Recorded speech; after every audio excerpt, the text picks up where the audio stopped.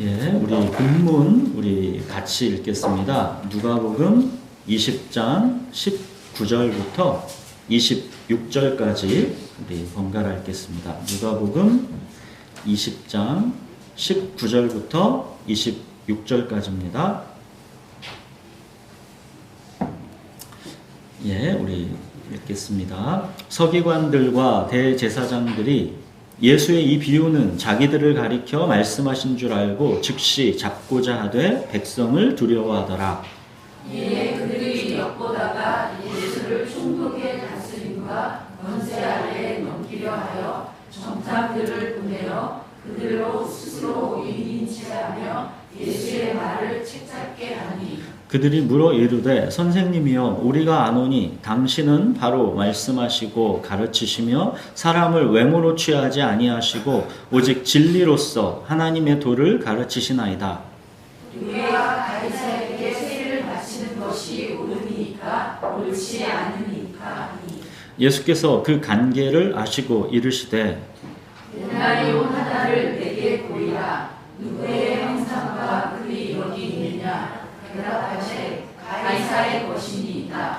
이르시되 그런즉 가이사의 것은 가이사에게 하나님의 것은 하나님께 바치라 하시니 그들이 백성 앞에서 그의 말을 능히 책잡지 못하고 그의 대답을 놀랍게 여겨 침묵하니라. 예, 오늘은 2023년 우리 새해 첫 주일입니다. 우리 교회에 주시는 새해 첫 주일의 말씀은 우리들이 많이 들어본 적이 있는 가이사의 것은 가이사에게, 하나님의 것은 하나님에게 바치라입니다. 자, 사실 우리들이 이 말을 많이 들어는 보았지만 예수님의 이 말씀이 어떤 뜻인지는 잘 알고 있지는 못한 말씀이기도 하지요. 새해 첫 주일 우리 교회에 주시는 예수님의 이 말씀을 오늘은 같이 살펴보겠습니다. 먼저 예수님께서 이 말씀을 하시게 된 배경을 우리가 보시면 그 19절에 보시면 서기관들과 대제사장들이 이제 방금 전에 예수님의 비유가 자기들을 가리켜 말씀하신 것임을 알고 예수님을 이제 체포하려고 하고 있습니다.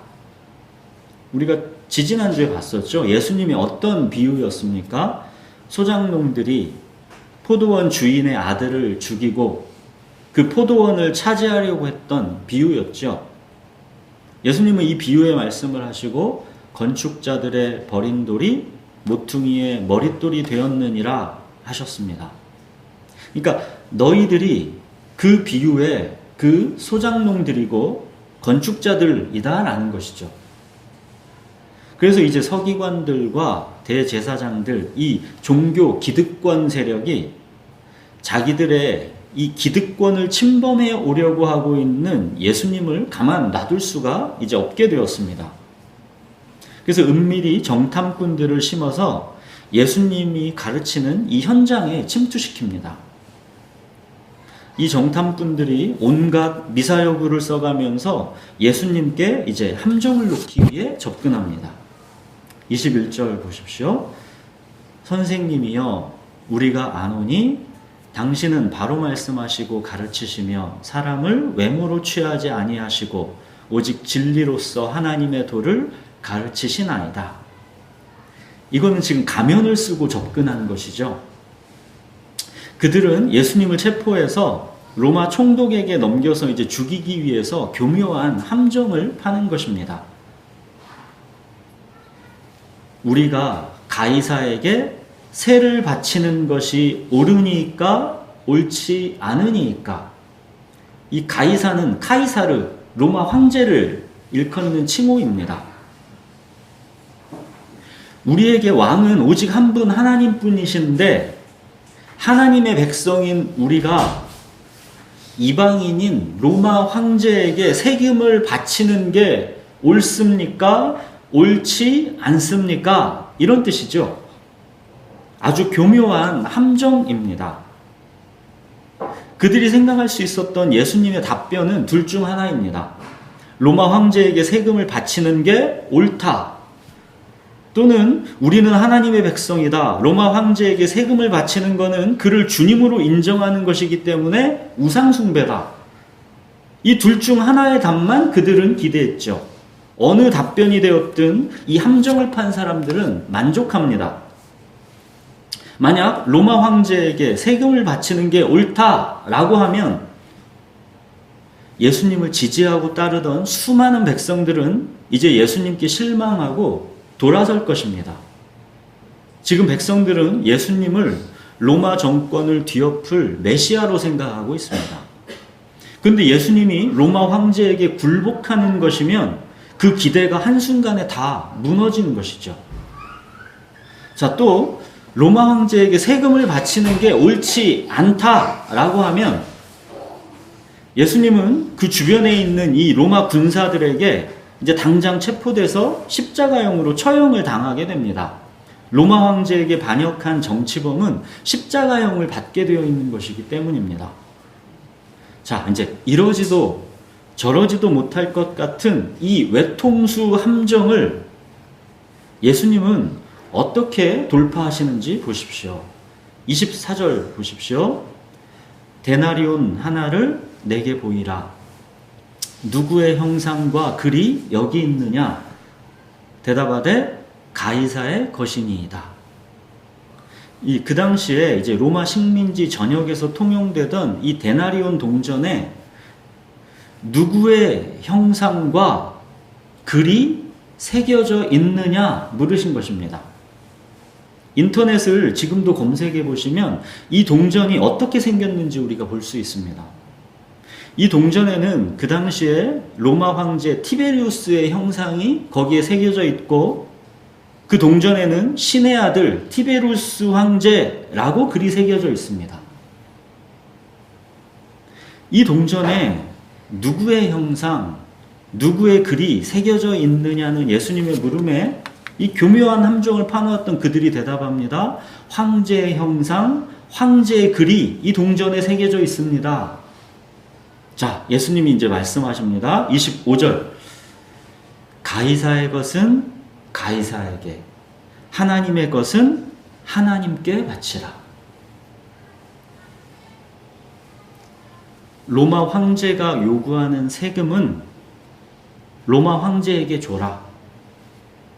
그러나 하나님의 것은 하나님께 바쳐라.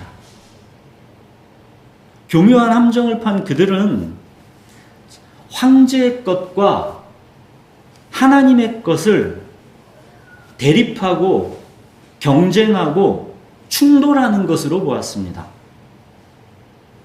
그러나 예수님은 황제의 것과 하나님의 것을 대립하고 경쟁하고 충돌하는 것으로 보시지 않았습니다.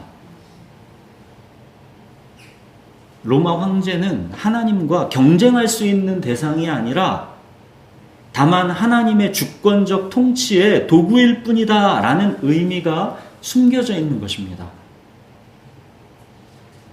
이 이스라엘이 바벨론에 멸망당했을 때 그때 하나님이 바벨론에 패배한 것이 아니라 그 바벨론이 단지 하나님의 백성 이스라엘을 연단시키기 위한 하나님의 통치 도구에 불과했듯이 로마 황제 또한 하나님의 통치 도구에 불과하다라는 것입니다.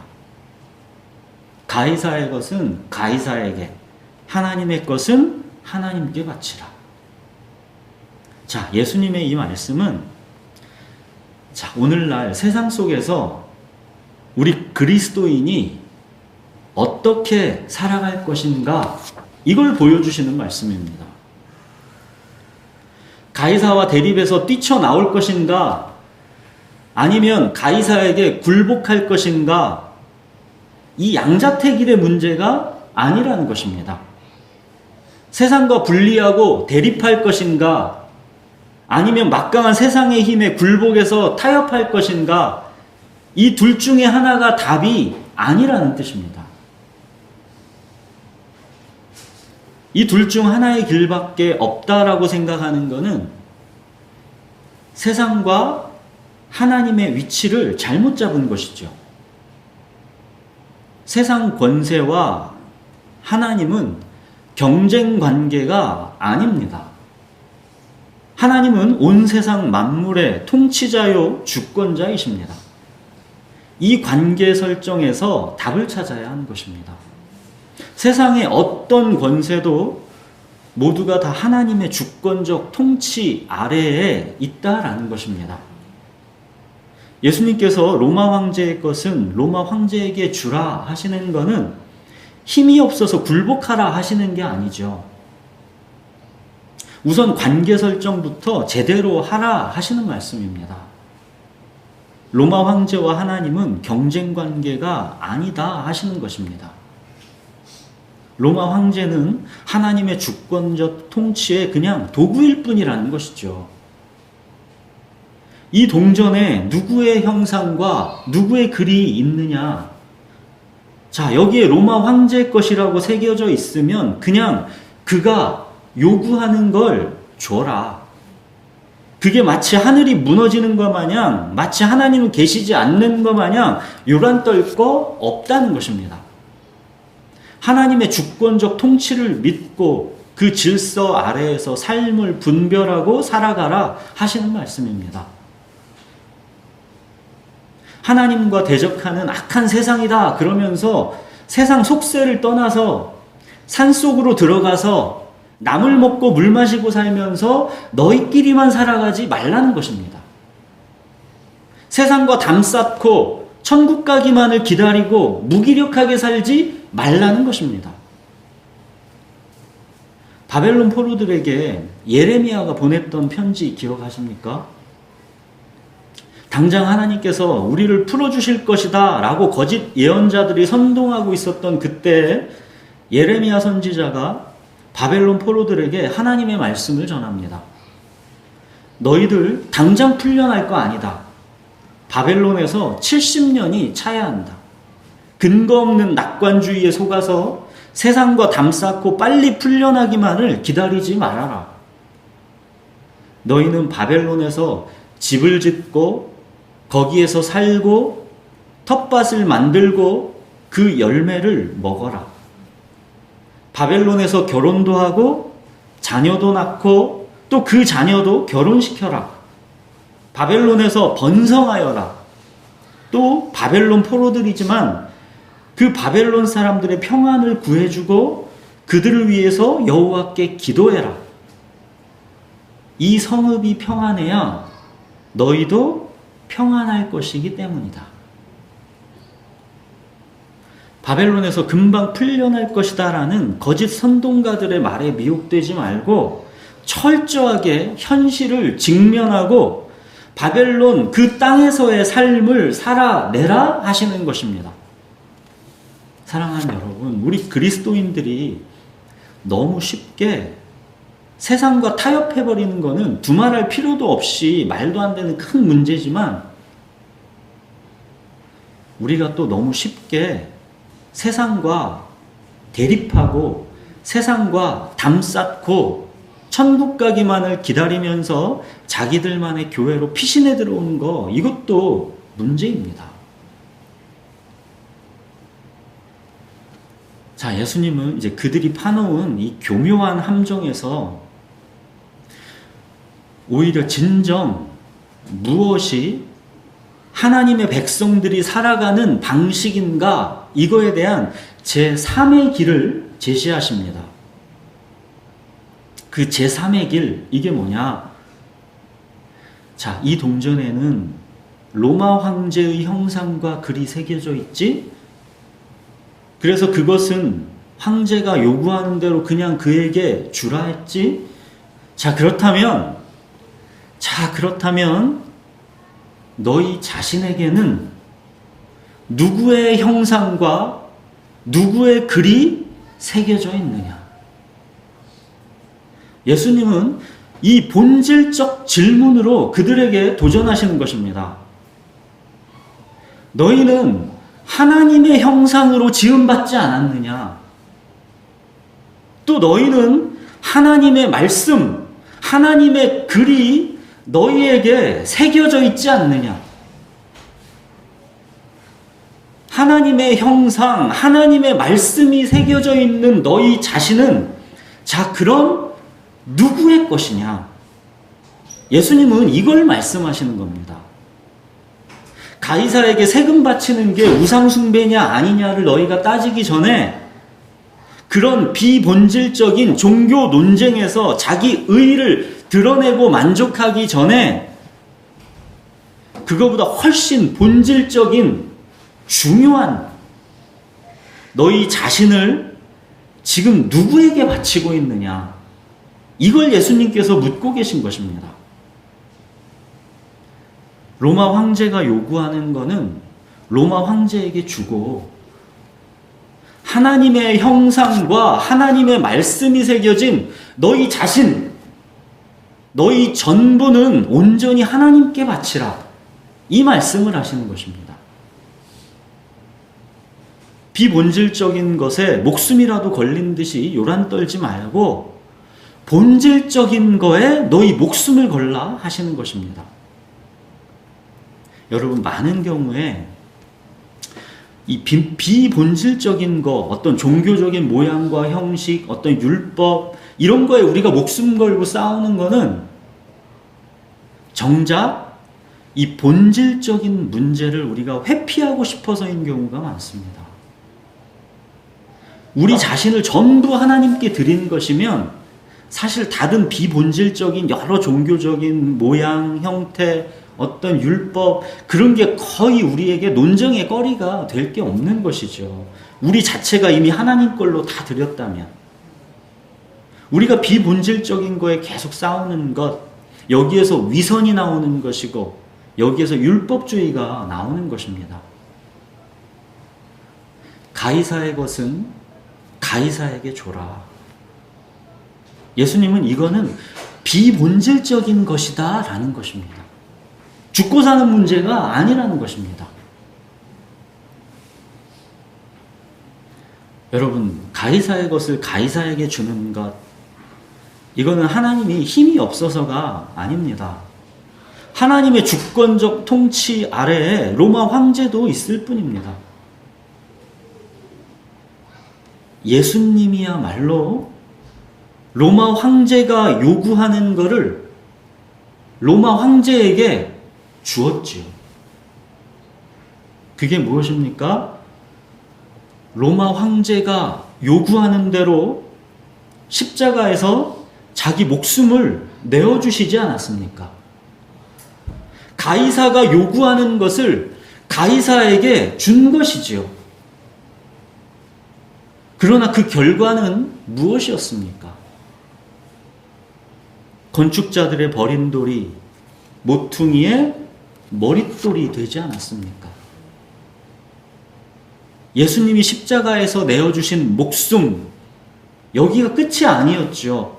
하나님께서 예수님을 죽은 자 가운데서 다시 살려내셨습니다. 가이사가 요구하는 것을 가이사에게 주었는데 그게 오히려 저와 여러분을 살려내었습니다. 역설적으로 하나님의 뜻이 거기에서 이루어진 것입니다.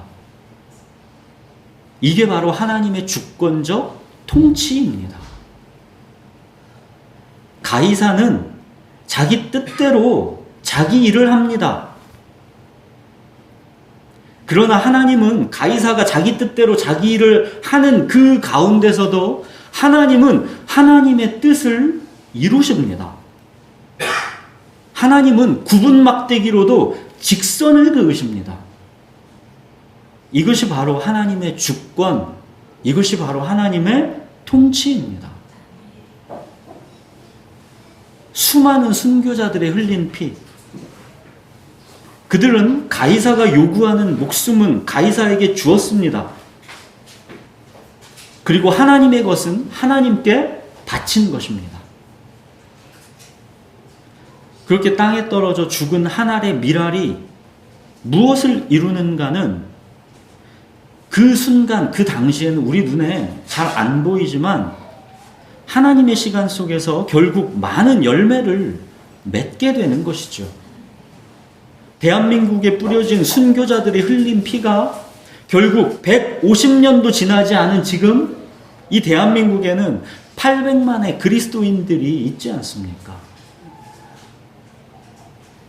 사랑하는 여러분, 가이사의 것은 가이사에게, 하나님의 것은 하나님께 바치라. 예수님의 이 말씀은 우리가 이 세상에서 어떻게 살아야 하는지를 가르쳐 주시는 말씀입니다. 예수님께 교묘한 함정을 파서 이제 체포해서 죽이려고 했던 이 종교 기득권자들, 그들의 위선을 예수님이 사실상 폭로하고 계신 것이죠. 그들의 위선. 가이사에게 세금을 바치면 하나님의 걸 도둑질해서 우상 숭배하는 거 아니냐고 하는 그들에게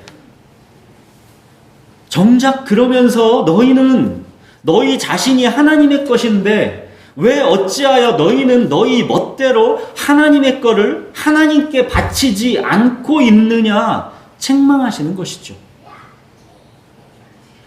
비본질적인 종교적 행위로 자기 의를 높이려고 하면서 왜 정작 은밀하게 본질적인 너희 모든 삶의 그 동기는 너희 자신의 만족과 자아실현 아니냐는 것입니다. 하나님의 것인 너희가 어찌해서 너희 자신만을 위해 살고 있느냐 하시는 것입니다. 기도하는 집을 강도의 소굴로 사실은 만들고 있는 거 아니냐 하시는 것입니다.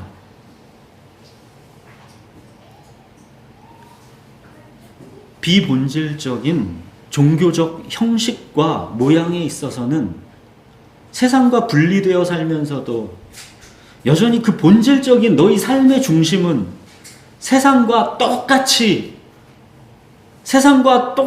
자기 자신만을 위해 살아가고 있는 것 아니냐 하시는 것입니다. 그들이 예수님께 파놓은 이 함정은 사실상 우리 신앙생활에 동일한 함정이기도 한 것이죠. 세상과 분리돼서 적대적으로 살아갈 것인지 아니면 세상과 타협해서 그들의 질서 속에 순응하면서 살아갈 것인지 마치 이 두 가지 답만이 우리에게 가능한 것처럼 거기에서 안절부절하는 것, 그게 우리들의 모습일 수도 있는 것입니다. 그 둘 중 어느 것도 답이 아닙니다. 그리스도인은 세상과 분리돼서 적대적으로 살아가지도 않고 또 세상과 타협해서 그 질서에 길들여지고 순응하면서 살아가지도 않습니다. 세상에서 살아가되 세상에는 속하지 않는 외국인과 나그네처럼 그렇게 그리스도인은 살아가는 것입니다. 그러므로 형제들아, 내가 하나님의 모든 자비하심으로 너희를 권하노니 너희 몸을 하나님이 기뻐하시는 거룩한 산 제물로 드리라. 이는 너희가 드릴 영적 예배니라. 너희는 이 세대를 본받지 말고 오직 마음을 새롭게 함으로 변화를 받아 하나님이 선하시고 기뻐하시고 온전하신 뜻이 무엇인지 분별하도록 하라. 여기 보시면 이 세대를 적극적으로 등지고 살라 하시지 않지요. 다만 이 세대를 본받지 말라 하시는 것입니다. 이 세대를 본받지 말라 하시는 뜻은 이 세대의 가치관, 이 세대의 삶의 방식을 따르지 말라는 것입니다. 거기에서 살아가되 순응해서 길들여지지는 말라는 것입니다. 너희는 세상에 길들여지지 말라는 것입니다. 시민권이 하늘에 있는 사람으로서 외국인과 나그네처럼 이 세상에서는 살아가라는 것입니다. 너희는 세상 안에서 살아가지만 세상에는 속하지 않았다라는 것입니다. 너희는 하나님께 속해 있다. 너희는 세상께 속해 있는 게 아니다. 너희는 하나님께 속해 있다. 하나님의 것이다. 예수님은 그러시는 거죠. 너희는 내 빛이다. 세상 속으로 내 빛을 들고 들어가라. 이것이 바로 대립도 타협도 아닌 세상과 그리스도인의 바른 관계 설정입니다. 사랑하는 여러분, 우리 교회에 2023년 새해 첫 말씀으로 이걸 주셨습니다. 가이사의 것은 가이사에게, 하나님의 것은 하나님께 바치라. 세상이 요구하는 비본질적인 거는 너무 목숨 걸고 세상과 싸우려고 하지 말고 내어주십시오. 세금 달라고 하면 세금 주고, 자존심 꺾으려고 하면 꺾여주십시오. 악착같이 이 세상과 경쟁하고 대립해서 내 거 지키려고 이 세상과 목숨 걸고 싸우지 말라는 것입니다. 세상과 경쟁하고 대립하는 건 왜 그렇습니까? 왜 경쟁하고 왜 대립합니까? 세상이 추구하고 있는 거를 똑같이 나도 추구하고 있기 때문입니다. 세상과 똑같이 우리도 자존심이 가장 소중하고, 세상과 똑같이 우리도 육체의 만족과 이생의 자랑을 추구하기 때문에 세상과 경쟁하고 세상과 대립하는 거 아니겠습니까? 나를 좋아하지 않는 사람, 나를 인정하고 배려해주지 않는 사람, 그 사람들을 위해서도 나를 내어주는 사람이 되십시오. 이게 사실 너무 어렵죠. 나를 좋아하지 않는 사람은 나도 그를 그냥 무시하고 싶지요. 그와 아무런 관계도 맺고 싶지가 않지요. 그냥 그는 그, 나는 나, 그와는 뭐 아무런 말 하나 섞기가 싫지 않은 게 우리의 자연인 아닙니까? 그냥 나 좋아해주고 내가 좀 배려해주면 그거 고마워해주는 그런 교회로 피신 와서 세상과는 아예 담을 쌓고 살아가고 싶지요.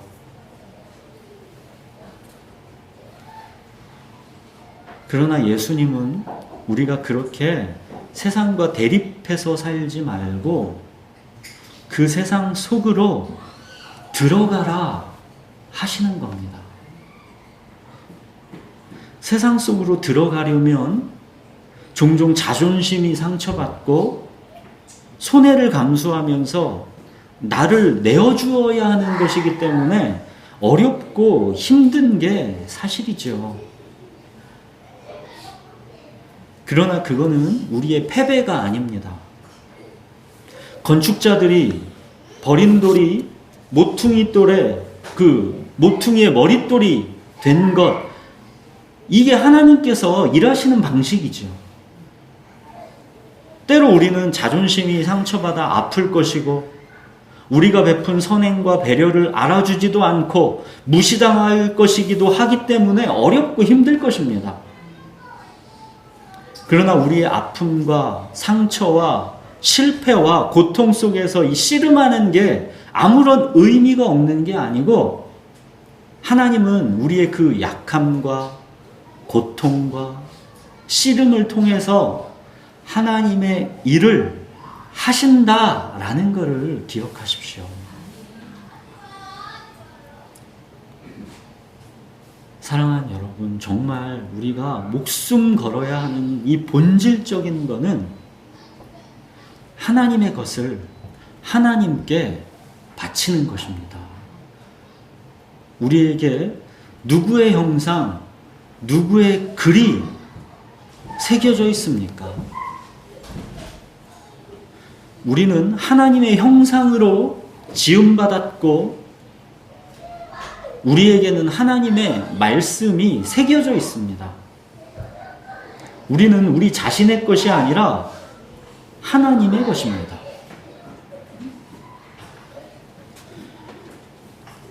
시편 147편에 그가 그의 말씀을 야곱에게 보이시며 그의 율례와 규례를 이스라엘에게 보이시는도다. 그는 어느 민족에게도 이와 같이 행하지 아니하셨나니 그들은 그의 법도를 알지 못하였도다. 여러분, 우리 속에 하나님의 말씀을 새겨주신 것, 하나님의 말씀을 보이신 것, 이게 바로 은혜입니다. 세상에게는 하나님께서 이와 같이 행하지 아니하셨습니다. 세상은 하나님의 말씀을 알지 못합니다. 그러나 우리 하나님의 택하신 백성에게는 하나님의 말씀이 새겨져 있는 것이고 하나님의 말씀을 보이시는 것입니다. 이게 은혜입니다. 자, 그런데 하나님은 당신의 백성에게 말씀을 왜 새기셨습니까? 저와 여러분에게 하나님의 말씀을 왜 새기셨습니까? 왜 말씀을 보이십니까? 우리끼리 이 땅에서 울타리 치고 잘 먹고 잘 살라 하심입니까? 우리는 그리스도의 편지입니다. 왜 우리에게 말씀을 새겨놓으시고 편지가 되게 하셨습니까? 세상이 그 편지를 읽을 수 있도록 하시려는 것입니다. 세상이 우리에게서 하나님의 형상을 볼 수 있도록 하기 위함이고, 세상이 우리에게서 하나님의 말씀을 읽을 수 있도록 하기 위함입니다.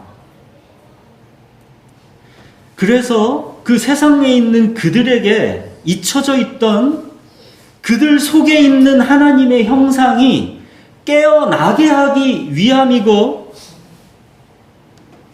그들에게 가리워져 있던 하나님의 말씀이 그들 속에서 드러나게 하기 위함입니다.